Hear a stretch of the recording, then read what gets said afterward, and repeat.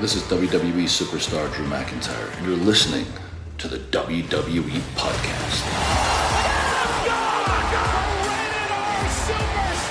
The champ is the one that everybody wants, me. Becky Lynch is going to WrestleMania. Claymore! Austin 316 says I just whipped your ass.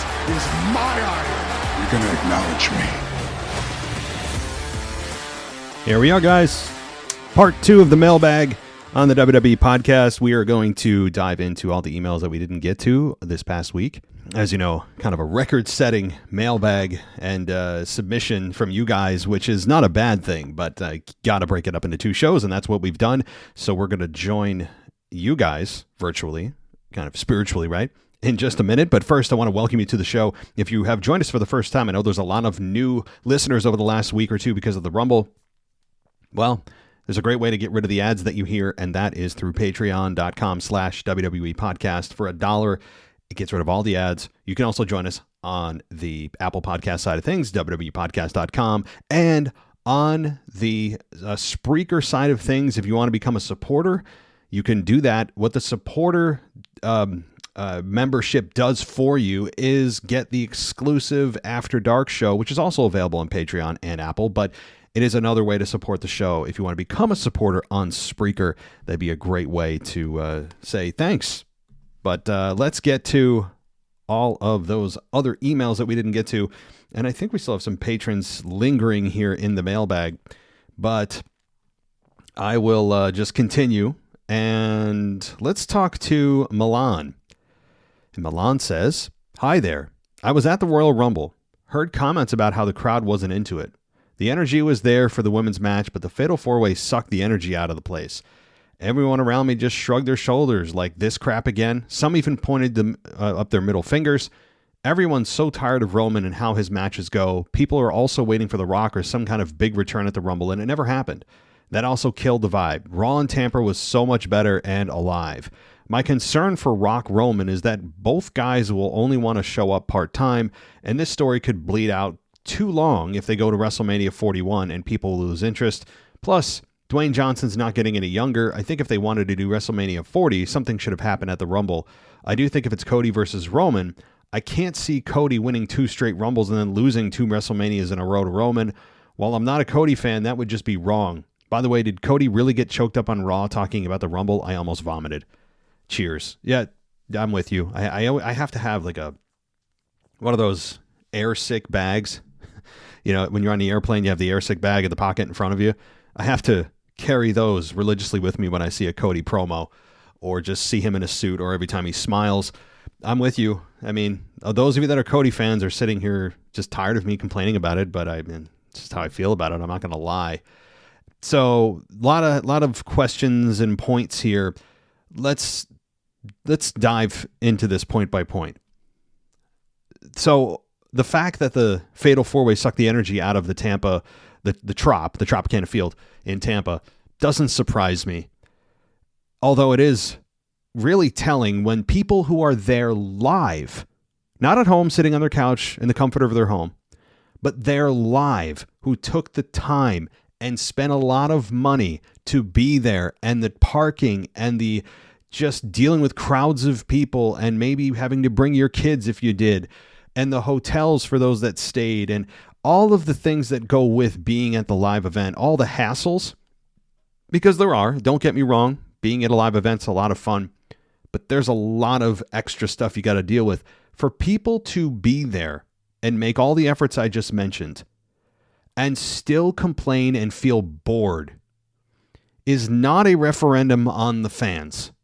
This is a referendum on the company's strategy for Roman Reigns.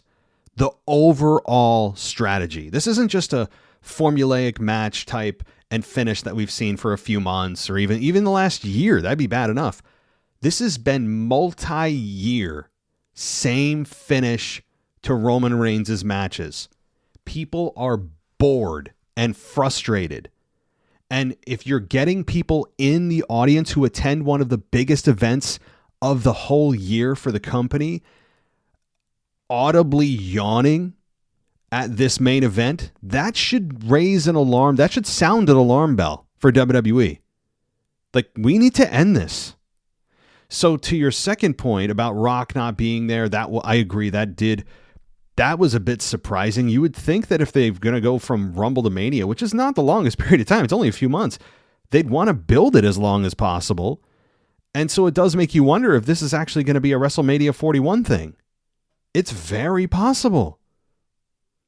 Until Cody makes his decision, I don't know if we're going to know. I mean, I don't know if, like you said, I'd go to WrestleMania 41. They did it with John Cena and The Rock from WrestleMania 27 to 28, I think it was. It was either 26 to 27 or 27 to 28. I can't remember. But they had the year-long build. And I think generally it worked because they didn't promote it every week. I mean, they'd go, a month here, a couple months there, and then remind you. And maybe Rock would show up, and then they'd do it via satellite, or they'd throw video packages back at each other. You can string it out a year, believe it or not, because it's promoted lightly and just in a way that isn't overbearing. So they could do it. But also, that means that you have to keep Roman Reigns a heel for the next year. You can't experiment with perhaps him turning babyface, which I think is going to be very successful. So then you're locked into Roman as a heel for another year. I mean, I guess you could turn him babyface and back heel, but I wouldn't screw with that. When you turn him babyface, you got to do it for real. There's a lot of money to be had in that. So, and also, like you said, The Rock's not getting any younger. What if he decides to take on another movie? What if somebody gets injured training or something else tragic, right, in the ring? So, strike while the iron's hot. Why are we waiting? And I understand Cody. Well, Cody can go with Seth Rollins. Cody can win the title from Seth Rollins. I don't care. And I'm not advocating for a Rock-Roman title match. I have been an anti-Rock-Roman title match for literally years now. For many years, actually. I've been against a title being on the line with Rock-Roman. But if that's the road they're going to go, then we need to get the match done to get this out of the way and move on. Rock can go back to Hollywood, and Roman can go back to facing, whoever every 4 months and get to September, beat Hogan's record. Maybe that's where they're going. This is a fascinating WrestleMania season. It's a frustrating one, though, on top of it. I have said that this is a very, very unpredictable WrestleMania season, and it has been for a lot of reasons, including injuries nobody saw coming. But it also has been a very frustrating one as a fan, because it's one that you just want answers to. You're tired of thinking about, you're tired of battling with people about, well, Rock should be there. He's not going to be there. He will be there. They're not going to have the match. They will have the match. It's Cody. It's going to be a triple threat. Cody's going after Seth. Seth's not going to make it to WrestleMania. Seth's injured. Now, Punk's not there. Like, I just, as a fan, I'm already exhausted.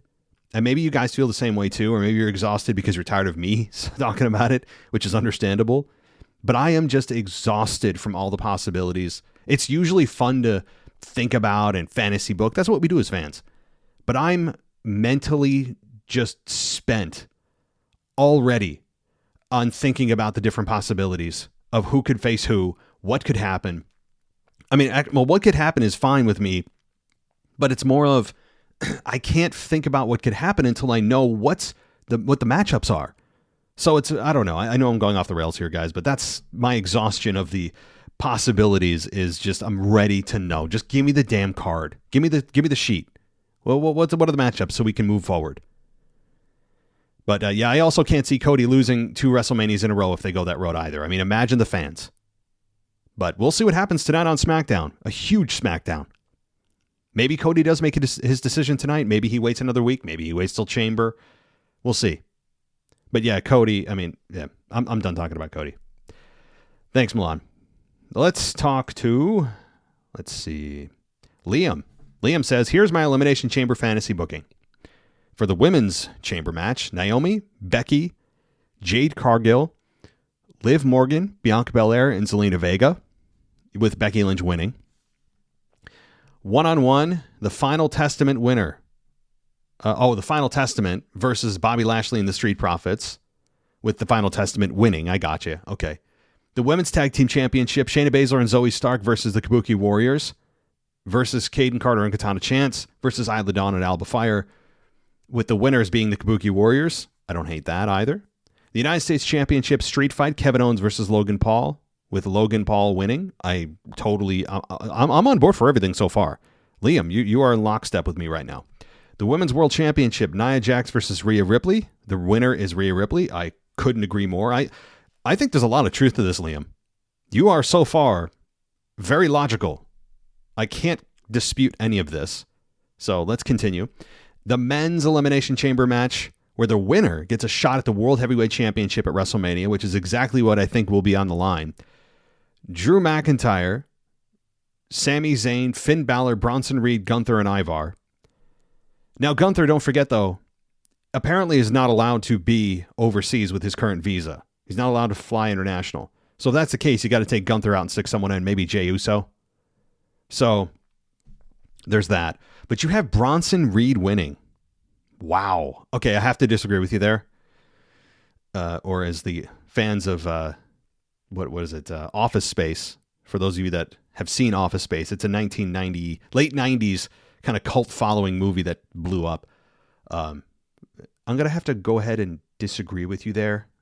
Those of you that have seen the movie know, otherwise I'm just embarrassing myself. But Bronson Reed winning, no, I would say no, because he has been in such the back burner. I know he's trading wins with Ivar and he's made some nice progress, but there's no character development.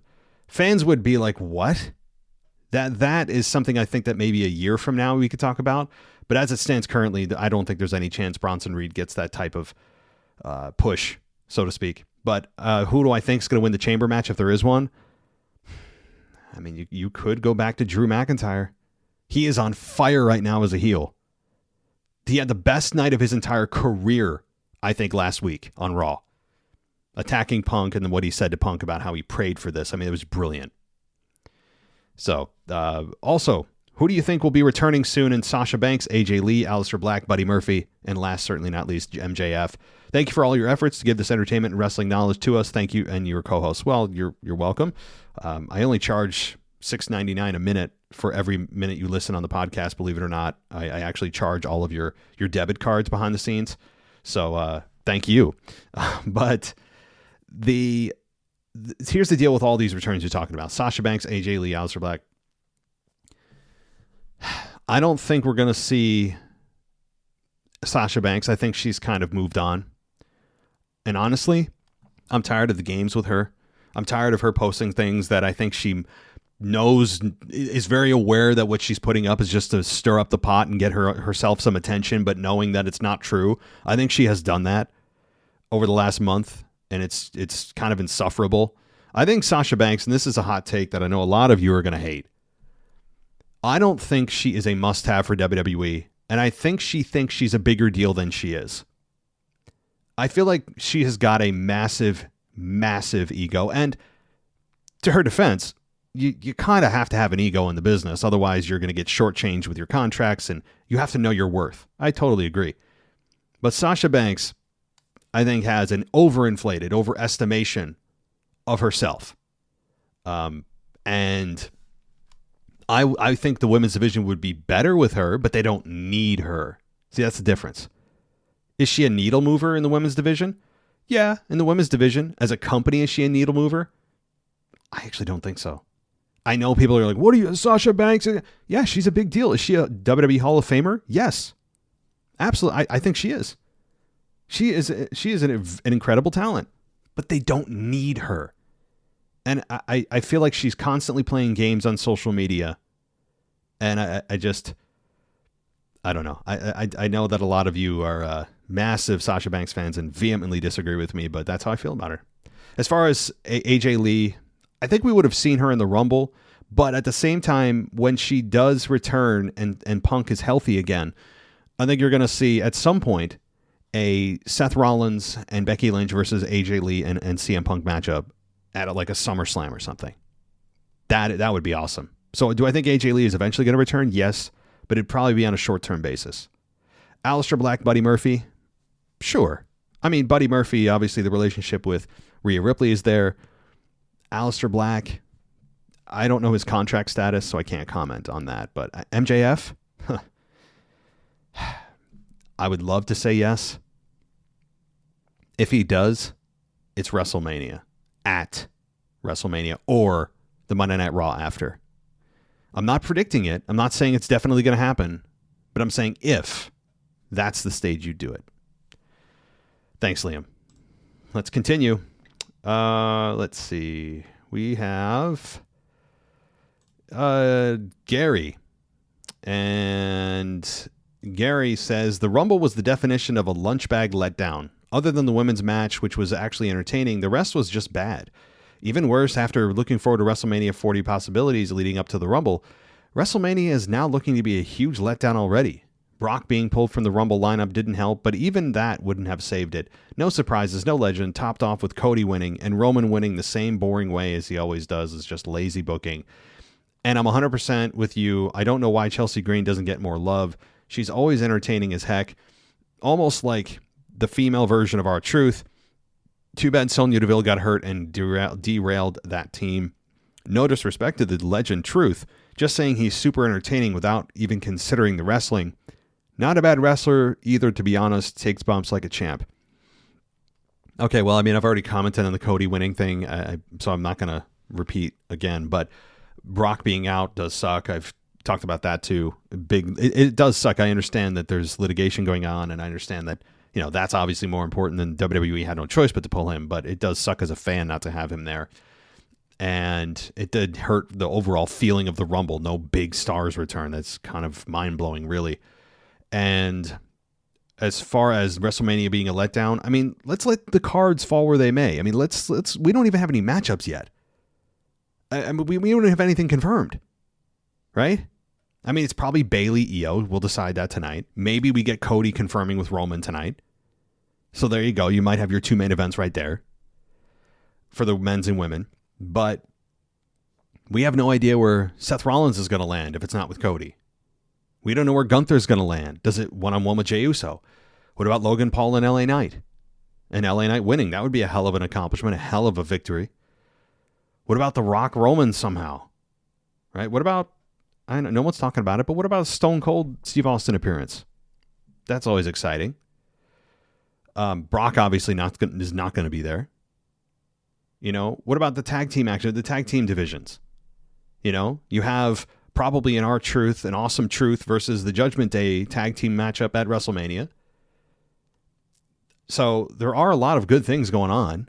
It's just that the main event picture is so confusing, or rather frustrating, that it does seem to be a bit down because we're just so in the fog. So, all right, thanks, Gary.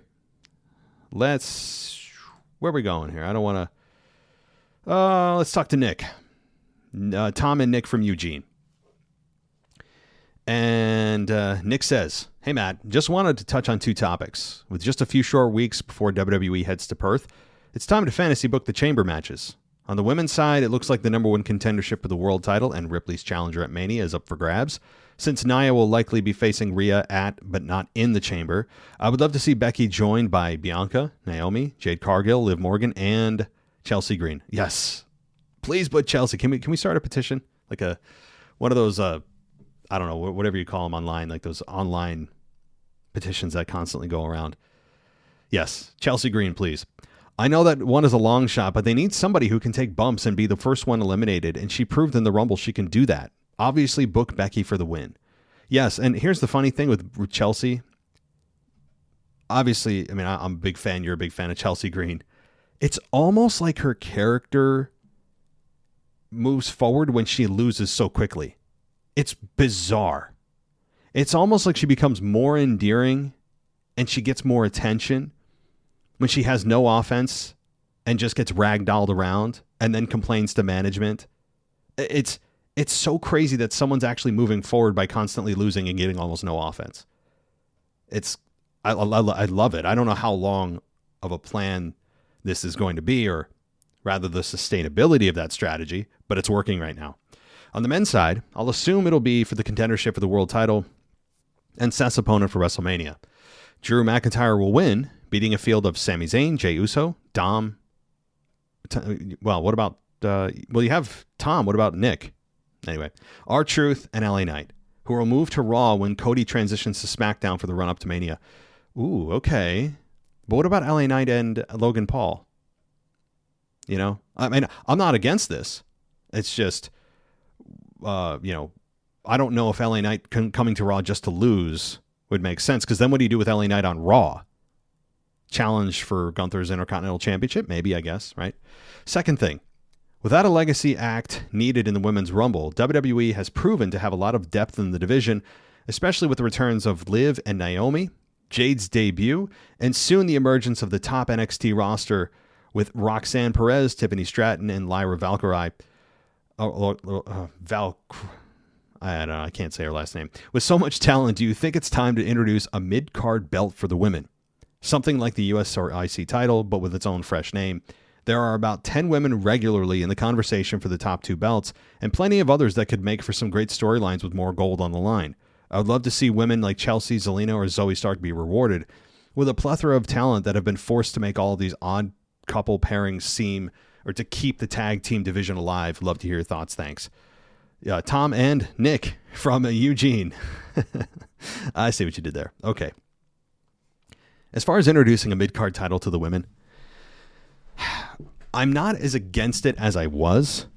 I mean, there was a time not too long ago, even like last year, that I have been completely opposed to it, because adding another belt, no matter it's the men or women division, you are inherently making titles mean less.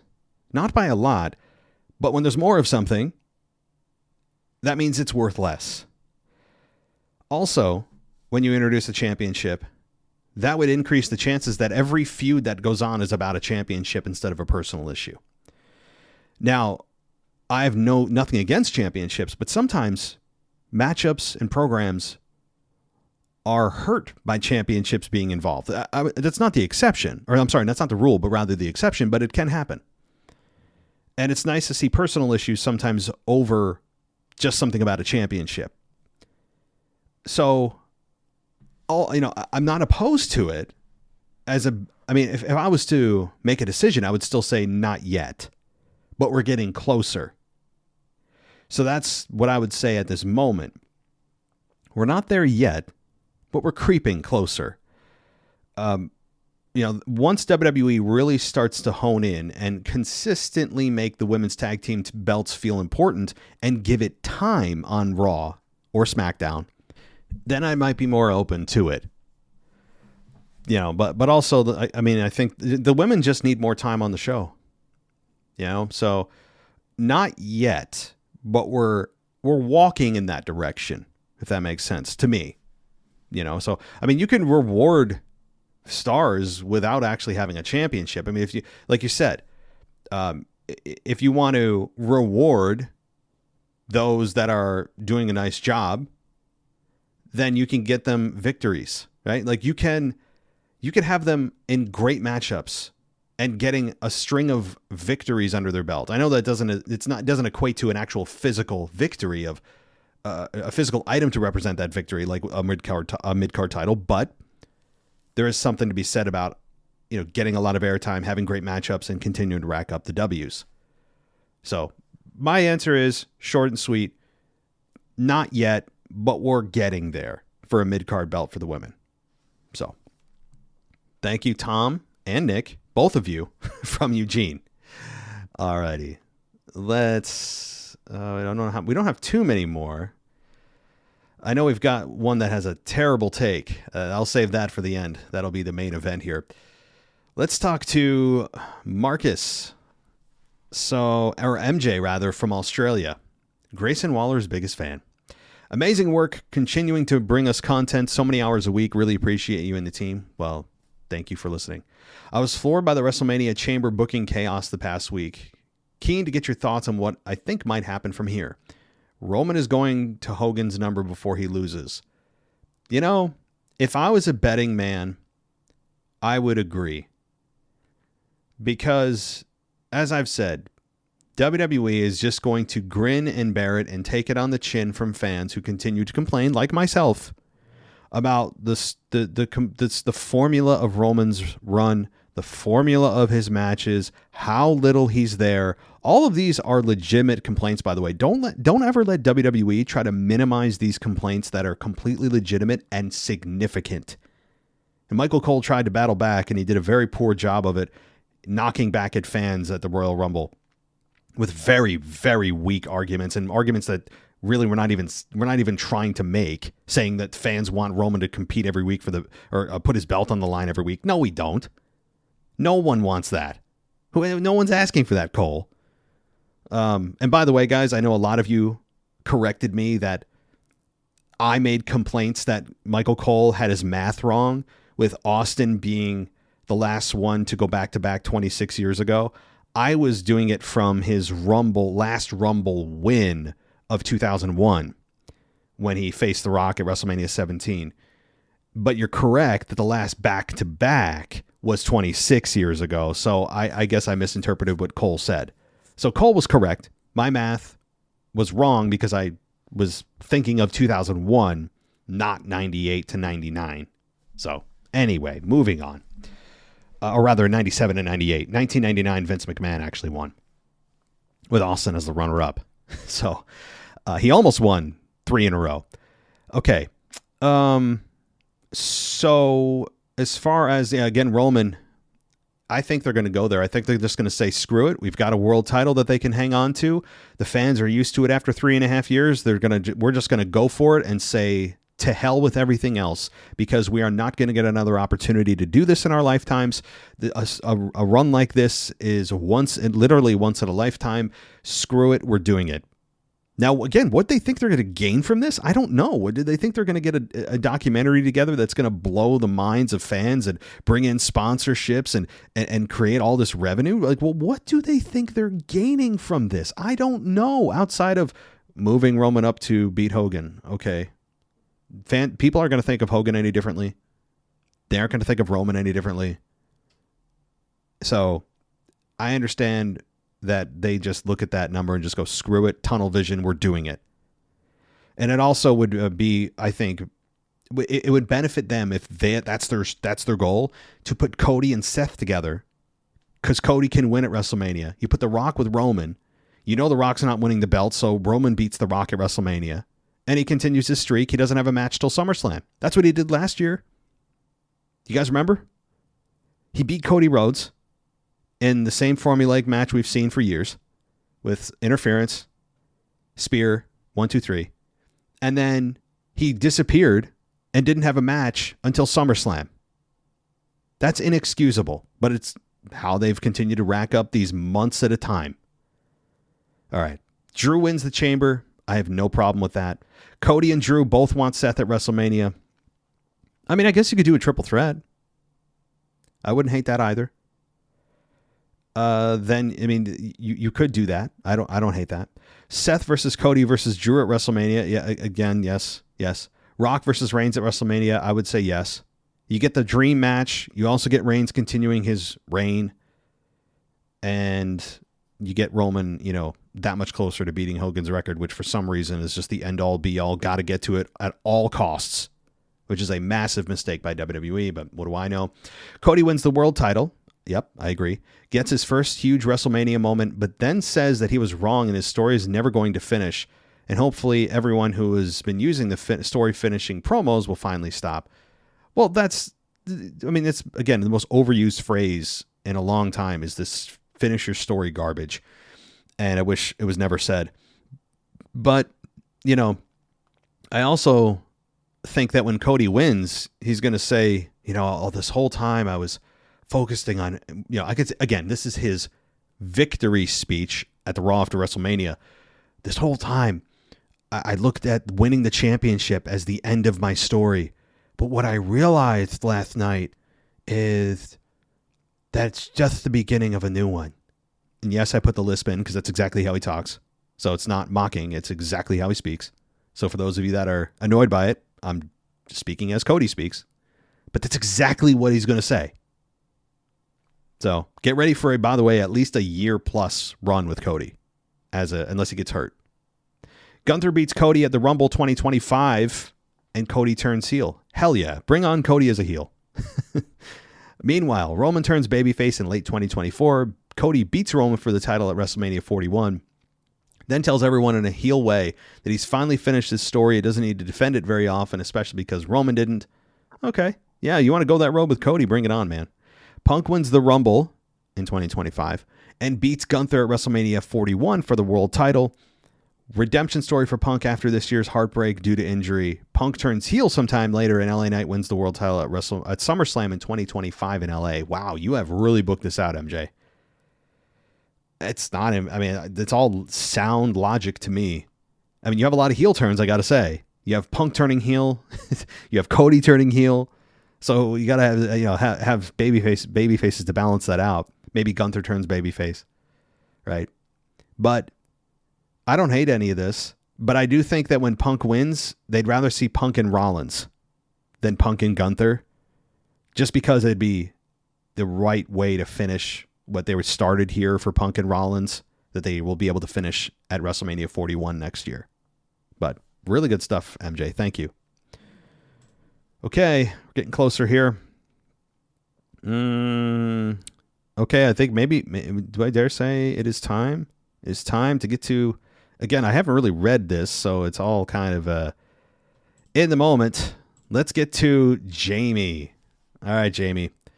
The subject of this email, by the way, is terrible takes. Let's go. All right, Jamie says, I've been a long-time listener, and after listening to Anthony on the last show, I had to turn it off. His takes on Cody Rhodes are terrible. He constantly, for now 2 years, says he's going to be booed. Wrong. He doesn't deserve his position. Wrong. Proven by the fact he's the top merchandise seller in the company for the whole of 2023, outselling Roman. Okay. I'll stop there. I know Anthony's not here to defend himself, but here's what I will say.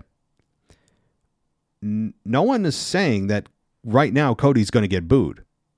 We're saying he should be, but not that he is going to be.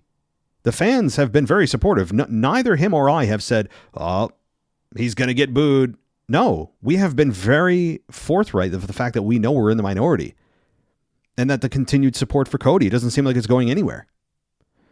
But we would boo him, absolutely, and we feel like the fans should, absolutely.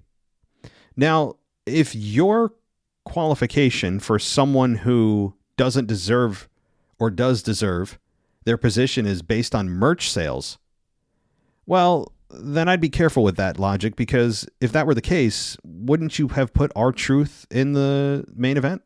R-Truth for weeks was a top seller in the company, right? So you can't always use that as the metric, because it's not always going to be someone that they have in the main event also corresponds with the person that's a top selling merchandise figure in the company. So like that's by far not the only metric. It can be a kind of it can tell you what's hot right now, but that changes with the wind. You know, like R-Truth for several weeks he's going to get a several $100,000 likely royalty check from WWE for all the merch he's sold and all the t-shirts with Tom and Nick Mysterio. And good for him. But I'm sorry, that's not a valid metric to use for someone who deserves or doesn't deserve their position, is how much merch they sell. It's just an indicator of what's hot at the moment. That's it. Okay. Plus, the negativity, most stuff the WWE does, why does he even watch? WWE is in a boom period, breaking records everywhere. His clear bias and shocking booking decisions. Well, here's the thing. I will admit that we tend to focus on Cody Rhodes and Roman and the main event scene in our current state every week. That somehow just devolves into that type of discussion. And a lot of it is frustration with the Cody Rhodes babyface character. And I don't think that it's unfair if we and he genuinely feels that the Cody Rhodes character sucks. Everyone's entitled to their opinion. But there's been a lot of compliments from Gunther to Jey Uso, okay, to LA Knight, to the tag team division, right now, especially on the Raw side of things, and the women's side as well. When you look at the women's division, we had a lot of good to say when it came to the Women's Royal Rumble, although it was very clunky, and we commented on that. The Jade Cargill debut. I would agree that if you only listen to the negative parts, you're going to feel like that's all that we feel is it's a terrible product. But maybe we should expand what we talk about, and it won't feel like it's so negative. So let's continue. By the way, what bias? Shocking booking choices. You're going to have to explain. What do you mean shocking booking decisions? What shocking booking decisions? You're going to have to, literally, I don't know what you're talking about. I don't know what's shocking. But also bias. Bias against who or what? Everyone's biased. Just by being a human being, you're biased against something. Bias in and of itself is not a bad thing. I'm biased against people that are, people that like to and want to kill someone, right? I'm biased against murderers. Is that a bad thing? Right? So my point is bias against what? Thank God he doesn't book wrestling. He would run the company into the ground within a month. Okay. Well, again, evidence. He wanted Roman to lose the title at Royal Rumble to Orton. It's just mind blowing. He would waste the Roman Reigns title reign on a guy that's already a legend. Well, you're telling me that Randy Orton winning, why is that a bad choice? And who exactly, by the way, would be a good choice that you feel would be not wasting Roman Reigns' title reign? Randy Orton winning. Randy Orton is a legend, but he's also never looked better ever. Randy Orton is more than capable. This isn't Hulk Hogan coming in and winning a belt. This is Randy effing Orton, who has got several years left in him, never looked better. I understand he's already a legend. But who exactly do you think? And you'd probably say Cody Rhodes. But why is it such a bad thing if Randy Orton was to win there? The crowd would have loved it. And I would argue the crowd is at the point where they don't even care who it is anymore. They just want the belt off of him. I think that's more of the point too. Not that only Randy Orton is a credible opponent, but also the general fan base, I think, is ready to just take the belt off of Roman at all costs. We don't care who it is. The idea that whoever Roman Reigns drops it to is either going to be made or broken is long gone at this point. It's just get the belt off of him. I actually think that when Roman drops the belt, the story will be more about Roman dropping the belt than who won it. Because Roman has been the focus for so long that when he loses it, it's a big deal. Sure, the person who wins it will get some attention, but I think people will be more interested to hear from Roman Reigns after his title loss when it does happen than the person who won it and their victory speech. I would argue strongly on that. The smart choice, which is what they are seemingly doing, is having a guy who's going to be the face of the company beat Roman. Okay, so again, you're describing Cody Rhodes. But also, someone can be the face of the company without beating Roman Reigns. So, yeah, I don't think it's a bad idea, but it also is sometimes hard to identify who's going to be the face of the company. It has to just kind of happen organically, and in some ways, Cody Rhodes has ascended to that position. I don't know how. So, I'm not against Cody beating Roman. I understand why people want him to. All right, last point. The Rock versus Roman does not need the title. All right, first thing we agree on. It is about who is the head of the table. The title dilutes that. Agreed. Rock versus Roman will be WrestleMania 41 with a year-long build like Cena versus Rock was. Well, yeah, okay, so you saved the last two lines here for something I actually agree with, which is fine. And I'm not trying to be combative, Jamie. This is actually fun, okay? Because we don't get a whole lot of emails that people just, especially with a title that says terrible takes. I love it. I genuinely love the back and forth kind of debate. It's fun. So I appreciate that. And I would agree with you here again with The Rock. Roman doesn't need the belt. I've been very clear about that. And as well as they want to build it a year long, I guess they could, but there's a lot you're going to sacrifice in that year, And it also makes you wonder, does Roman Reigns then keep the belt to WrestleMania 41 if they're going to do Rock and Roman Reigns? Does The Rock say he's coming after that championship? And if he does, that means that it's going to be at WrestleMania 41, which means we've got another year of Roman Reigns as champion. You see how this all works? You know what I mean? At that point, it'll be 4.5 years with him as champion. Half a decade? No thanks. Oh boy. All right, Jamie, thank you. I appreciate the honesty. I do. All righty. That will do it here for the emails. So it's time to get to those voicemails finally. So let's get to them right now.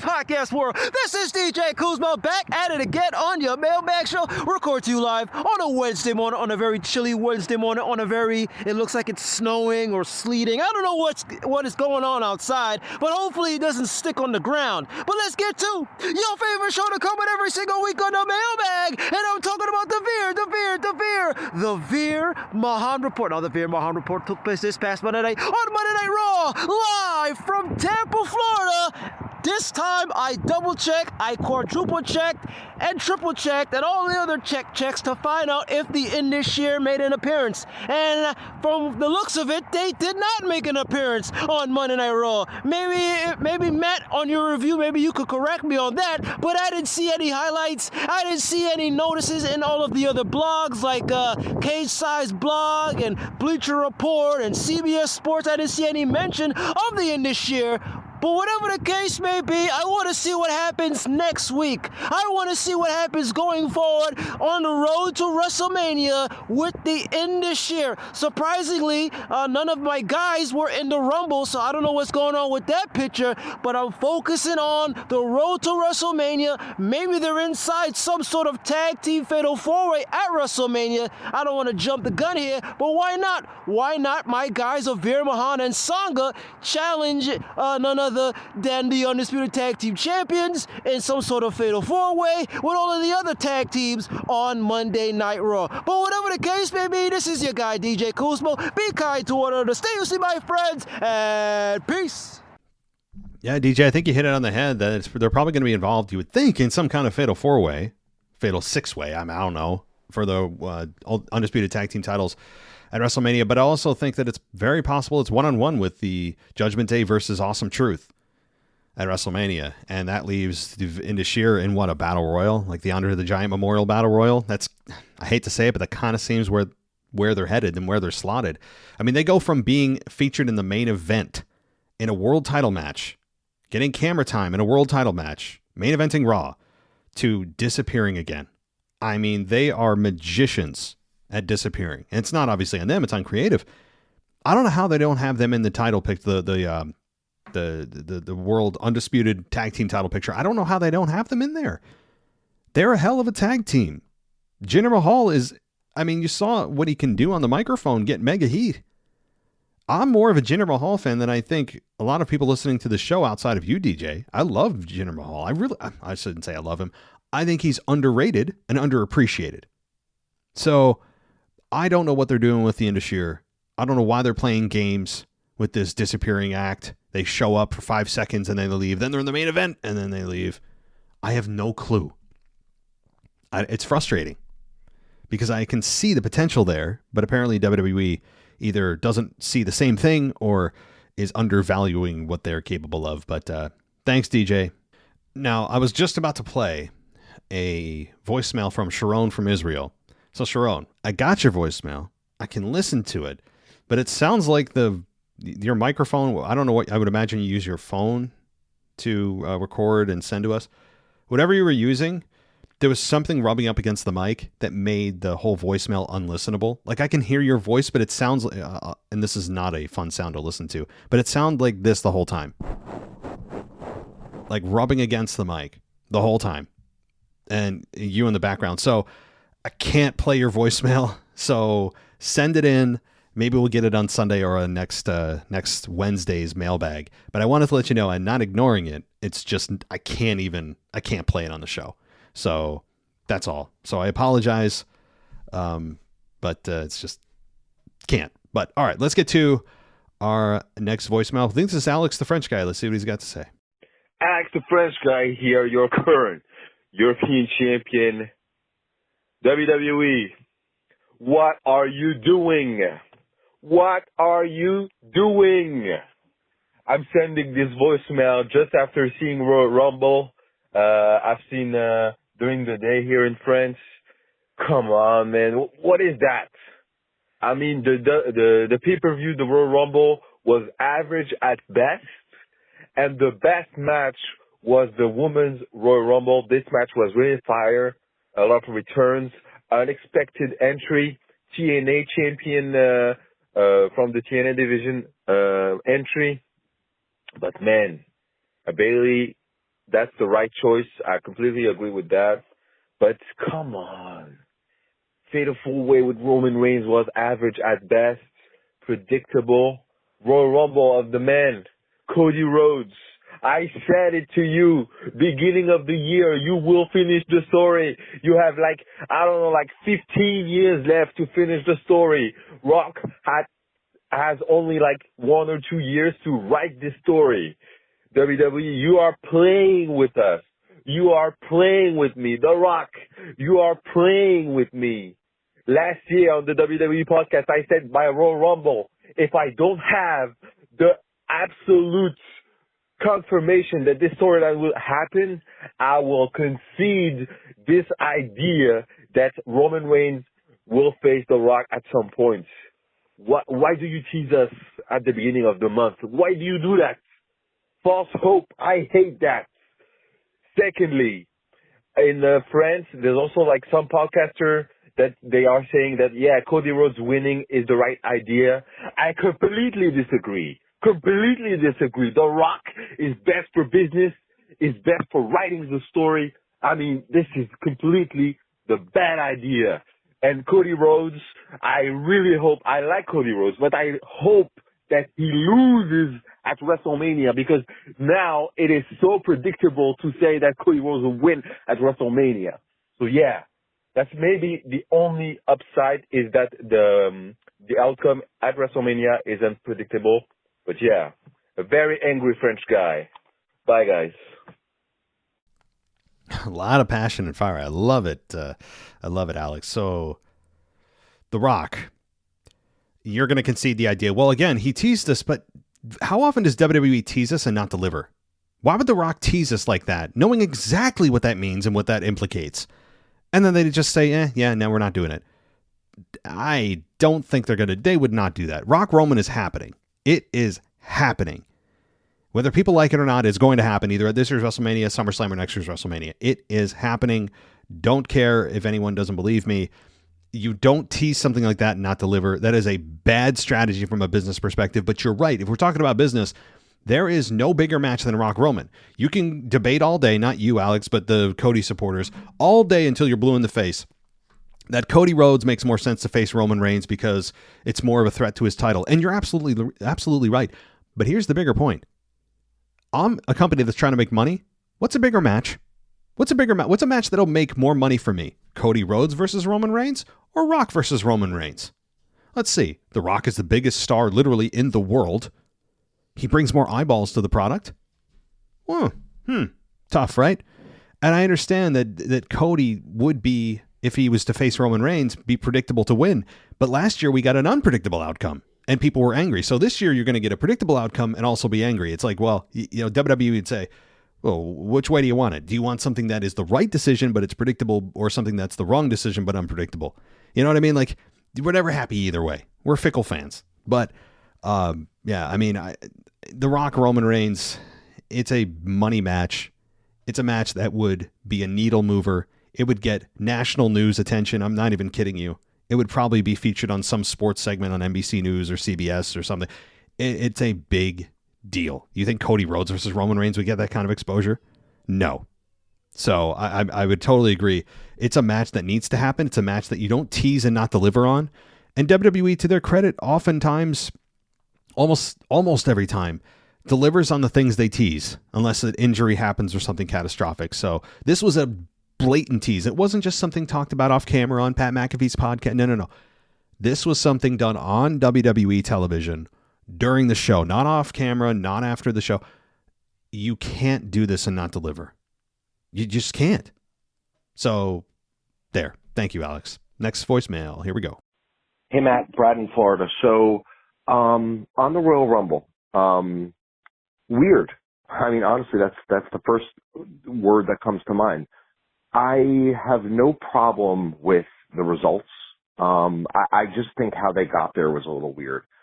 Everything seemed a little bit off. Even the entrances of the men and women coming into the Royal Rumble, like, for instance, like Liv Morgan, like she didn't even look excited or happy. Katana Chance, she comes out there like looking totally clueless on the ramp. Everyone just kind of had this weird, like, glazed look in their eye, except for really Jade Cargill and a couple others that I kind of recall. There was just this kind of weird, I don't know, vibe to it. I don't know how to really describe it. Cody winning, totally fine with that, but I think just how they got there with him versus Punk at the end. Again, not a surprise that it was him versus Punk at the end, but I think the thing that was like a little, I guess odd was that the crowd didn't really know who to cheer for in a lot of ways because a lot of people cheering for both or whatever. I mean, last year when Cody beat Gunther, it was really a good versus bad type of situation. But, this year was a little different. Braun Breaker was incredible. Chelsea Green was incredible. Jade Cargill was incredible, though. Randy Orton in that Fatal 4-Way really went out with a whimper. I am really surprised. He just kind of got knocked off the apron, and then, like, Reigns was, like, all of a sudden pinning Styles. Like, it was just, I thought Randy would play a bigger role or factor into the outcome of that match at the end, and he was just gone, man. Like, I don't know, man. There was something weird about it. Other than that, I did think the Logan Paul, Kevin Owens match was good. I really thought it was a pretty compelling ending, even though it ended wonky. I think that's okay. I think it was good, and interesting. And man, that's about it, man. Oh, by the way, the camera, the Kevin Dunn who's missed. Trust me, man, they're missing a lot of good angles. I'm telling you. You watch the broadcast of these things, they are really screwing up. They're hitting things from the wrong angle. They're missing big shots. Even when Bayley eliminated Liv at the end, they missed a good angle there. So, take care, man. I'm up against the limit, but yeah, later. Hey, Brad. Good to hear from you, buddy. Hope you're doing well down there in Florida, enjoying the warmer weather in this winter season. And so the camera angles, look, Kevin Dunn, obviously very talented in his position, but he's viewed as a Vince guy. And they want all the Vince McMahon-ness to leave the company. I think it's very clear. They're literally now trying to erase Vince McMahon from WWE history, which good luck from that. I mean, you can't untie Vince and WWE with all the footage that's there, all the commentary. I mean, just good luck. It's interwoven in the fabric. It's not going to happen, but they're trying. Now, as far as your comments about the camera angles, number one, but also, I also enjoyed the fact that they showed at the top of the screen from time to time the amount of time everyone's been in the Rumble, like the top 5 people and what their times are as they continue to compete in the Rumble. That was a nice kind of sports feel that I don't think you would have got from Kevin Dunn. So Kevin Dunn, who wanted nothing to do with pro wrestling and everything to do with pretending he's an entertainment TV show and staying away from the wrestling sports aspect, that would not have been there if Kevin Dunn was there. So there's that. But also, yeah, they'll get better with the camera angles. I'm not worried about it. It's one night. I don't think it took away too much from the show. But like you said, everyone did have kind of a malaise about them. Some people did. It was this, it did have a weird is a good word for the entire show. It was just weird. Yeah, I would agree. And that's why I felt it was like a 6 out of 10. I'm like, there was no big returns. It didn't feel like a normal Rumble feels. And yeah, it was kind of weird. I totally agree. And Cody winning, obviously, I have no problem with that either.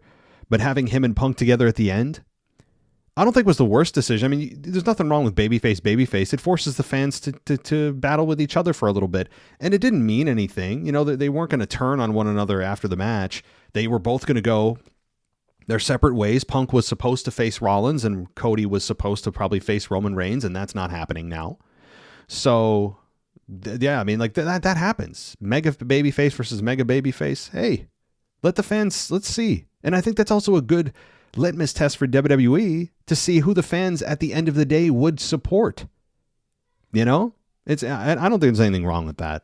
But thank you, Brad. I appreciate your comments, and let's finish it up with one more. Hey, it's Kyle from Baltimore. So that's what I talk about, the Rumble from Saturday. I thought it was good for the most part. Was it the perfect show in the world? It was good.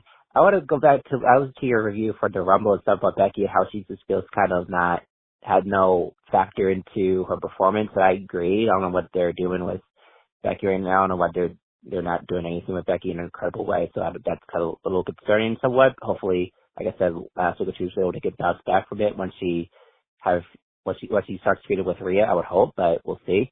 But in terms of Bayley winning the Rumble, I thought it was good for her. It's a good time.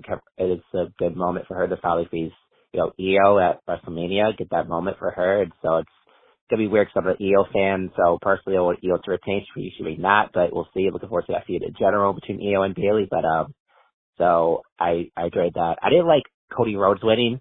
I just think it's just Cody Rhodes being presented like John Cena in some respect. That's how WWE is presenting, Cody Rhodes, but he's getting cheered, and Cena was getting booed. So, but that's what Cody Rhodes is presented as, and I think it's a little pathetic, a little bit. I don't know what people see in Cody Rhodes still. I mean, he's a great wrestler, but it's just everything about Cody Rhodes. It seems like they're shoving it down people's throat, and if he does it, he needs to win the championship at WrestleMania at this point, because now he won the Rumble twice. He's gonna have to win the championship, because if not, what a waste of time. Get it behind this guy. You put the cover on your video game, and you don't have him as a world champion, and people want him as champion, and yet they shoved him down people's throats somewhat. So he's gonna have to win the title from Roman Reigns at WrestleMania and move on, so we could have some new stories. We could have Cody Rhodes and Randy Orton. That's something I could get behind. So let's just see something fresh with the Universal Championship picture on SmackDown. So that's my quick thoughts on the Rumble itself, and that's it. Thanks for a call. Bye. Kyle, well, so you're in the minority with me, so welcome to the island of minority as far as the opinion on Cody Rhodes' character. I mean, you kind of answered your own question, though. You said that you don't know why people like him, but he's a great wrestler. So I think some people look at that and do like him because of him being a really good wrestler. And he is a really good wrestler. He is. You and I don't like his babyface character, but I think that's really the isolation of it. Like, if you want to isolate our issue down with Cody, it's just that fact that his babyface character is vomit-inducing. It is like Hulk Hogan on steroids, I guess, pun intended. Like the goody two-shoes version of Hulk Hogan, the goody two-shoes version of John Cena on steroids. It is just, it's so soft and he's trying to be too much just like one of us. And he's trying, except, I think it comes off phony, but that's my own personal opinion. And I think also people look at him and he isn't larger than life when it comes to him being like bigger than everybody else, right? So he does look more like the common man, although the common man doesn't bleach blonde his hair. I mean, no one's done that since 2002 when NSYNC was relevant. So there is the human element that people relate to, on top of the fact that there's the sympathetic version of, oh, daddy died, right? Oh, daddy, do it for your dad, do it for dad. Like, I'm tired of hearing about that, but that continues to come up. So people have their heartstrings pulled with that. And let's be honest, the fact that the fans kind of chose him. WWE didn't start shoving him down our throat until the fans decided that they wanted him shoved down our throats. I mean, I actually have to side with WWE here. I mean, you look at this, and Cody Rhodes, throughout his entire return to the company from WrestleMania 2 years ago, has been cheered and supported loudly. There hasn't been really any measurable decline in his support from fans. So it's not like the fans had initially been kind of hesitant, like they were with Roman Reigns and John Cena at first, and all of a sudden WWE's like, we're going to start pushing them and see what happens. The fans took him in immediately. And only over the last 6 to 12 months have they decided that they're going to make him the face of the company, with putting him on the cover of 2K, making him in like every promotional video, making him responsible on air somehow for Jey Uso coming over and all these political decisions. And he's going to SmackDown with no discernible reason why he's there, right? Like, the fans kind of did this. If the fans had started booing him or turned on him or just stopped responding to him, I don't think he'd be in this position. So this is kind of on the fans.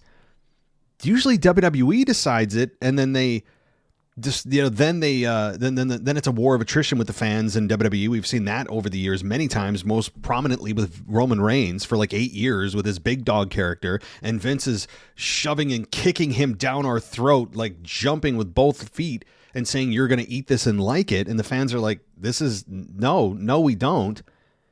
And it's not that, though. It's not resistance from the fans. Most fans are there with open arms, both arms open, standing there, embracing Cody Rhodes. So you and me and others, we're in the minority. And I recognize that. And I understand why people like him. If you're asking why, he is very good on the microphone. He does, on some level, seem relatable to most fans. He seems like a genuine person outside of wrestling. He does have the heartstring of daddy dying and I'm doing this for my dad thing. Like I get that. So there are reasons why people like him, on top of the fact that he's the first major star to move back to WWE from AEW. So there's all that stuff. And you put that together, and the fact that he had failed gimmicks before and he is not brand new to WWE, and the fans that have followed him in AEW and then came back, like, you add all that up and it seems to work.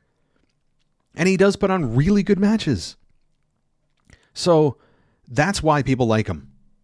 I think that's why people like him. And on top of the fact, it doesn't also hurt that his song, his entrance music is very catchy. And it is.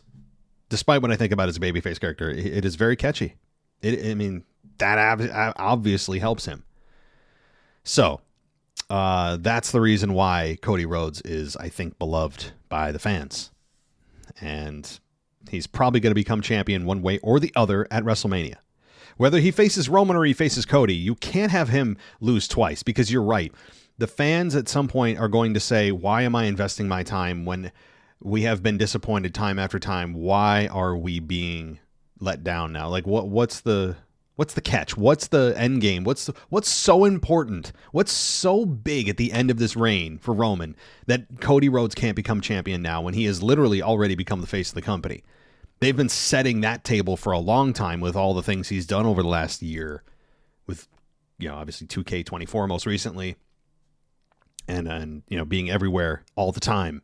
So, all right, well, that'll do it. Thank you, everybody. This was this particular part was only 1 hour, but the last show was an hour. So this is over a 2-hour voicemail, or rather mailbag for you guys. And I'm glad I was able to get to all of them. If I missed someone, I really apologize. I tried to really get to everybody, and continue to send those emails in. If I have to do part 1, part 2, it's just the way it's going to be. But if you want your emails read at the beginning, like in part 1, Patreon's the way to go. It also gets you everything ad-free. Apple Podcasts, being a subscriber, gets you everything ad-free. Going and being a supporter on Spreaker, that really does help us as well. Spreaker has been a great partner with our show. They're promoting our show for free right now, and I really appreciate them. So you want to support myself and Spreaker? Go over to Spreaker. If you're a Spreaker fan, they have their own app. Hit the supporter button, and you not just support the show, you get something out of it, because you get the exclusive After Dark show that actually I just released for this week over at Spreaker on the subscriber side of things, supporter side. But that show's also on Patreon if you become an NXT Plus subscriber and above. So lots of cool perks if you want to support the show and get all the stuff, all the ads removed. I know they're no fun. But thank you, everybody, for listening. I'll be back on Sunday for the Week in Review with co-host Chrissy. So if you guys missed Chrissy last time, she's back after a few weeks, and she'll be joined by her and blessed with her presence to talk about wrestling this coming Sunday night. So everybody, thanks so much for listening. I really appreciate it. Take care. Talk to you next time. Thanks for listening to the WWE Podcast. Don't forget to subscribe on your favorite podcast app so you don't miss a show, or head to WWEpodcast.com. And for all of these shows ad-free, head over to patreon.com/WWE Podcast. Until then, we'll see you next time.